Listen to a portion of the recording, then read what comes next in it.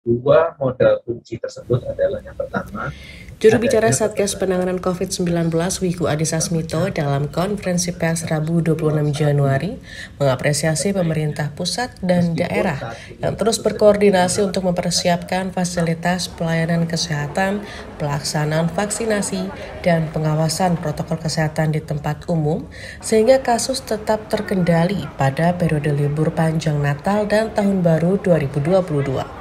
Meski munculnya varian baru Omikron, prediksi kenaikan kasus akibat varian Omikron juga menjadi bentuk waspadaan dan kehati-hatian agar upaya pencegahan dan penanggulangan terus ditingkatkan.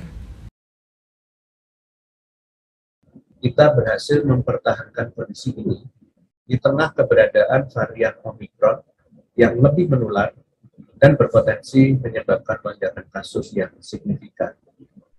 Pembelajaran dari keberhasilan pengendalian kasus ini tentunya harus terus kita pegang sebagai modal ke depan, terlebih mengingat saat ini masih terjadi sedikit kenaikan kasus.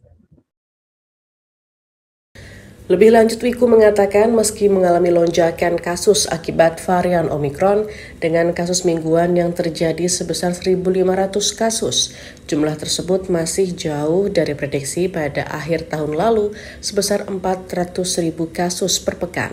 Namun ia menyebut jumlah kasus di Indonesia masih terkendali, bahkan saat ini kondisi tersebut diikuti dengan jumlah testing yang tinggi di atas target yang ditetapkan Organisasi Kesehatan Dunia (WHO).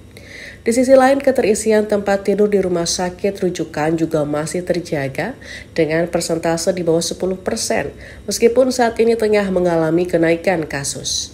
Ia juga mengatakan percepatan vaksinasi menjadi salah satu kunci keberhasilan terkendalinya kasus COVID-19 di tanah air. Terlebih saat ini, capaian vaksinasi dosis lengkap telah mencapai 45,92% dari total populasi. Pemerintah juga saat ini terus mendorong program vaksinasi booster, khususnya pada wilayah yang kecil tingkat kekebalan komunitasnya. Tim Kantor Berita Antara mewartakan.